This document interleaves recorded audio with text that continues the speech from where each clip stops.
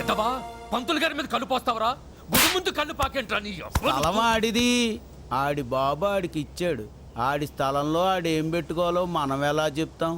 ఒకవేళ మనం చెప్పేవని తీసేసిన తాగే జనం ఊరుకోరు. నువ్వొండ్రా, అసలు సంగతి మర్చిపోయాను. మొన్న హైదరాబాద్ వెళ్ళినప్పుడు పెద్ద సాములోని కలిశానని చెప్పాను కదా. మొహం చూడగానే ముందనక 30 జన్మల గురించి చెప్పేస్తాడు మహానుభావుడు. బాబోయ్. నన్ను చూడగానే తిట్టకుండా తిట్టాడు. మీ ఊరికి వాస్తు దోషం ఉంది, అదేమిటో కాదు ఆ రాముల వారి గుడే, అందుకే మీ ఊళ్ళో వానలు కురవక పంటలు పండక కరువు కాటకాలతో అల్లాడిపోతున్నారు. వెంటనే ఆ రాముల వారి గుడి అక్కడి నుంచి తీసేసి ఏ గోదావరి ఒడ్డునో ప్రతిష్ఠిస్తే మీ ఊరంతా హాయిగా ఉంటుందని నాతో చెప్పారు. అయ్యా అయ్యా అయ్యా అయ్యా, ఈ గుడి సామాన్యమైన గుడి కాదయ్యా.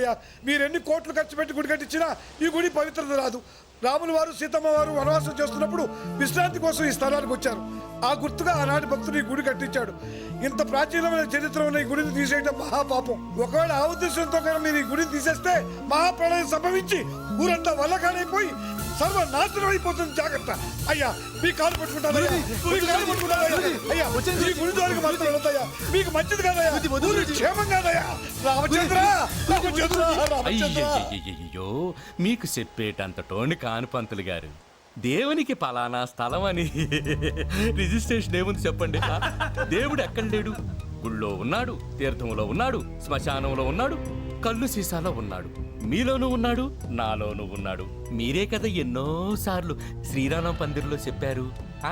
అందుకని నేను కట్టబోయే గుళ్ళో మీరే పూజలు చేయండి, నేను కాదంటేనే కదా.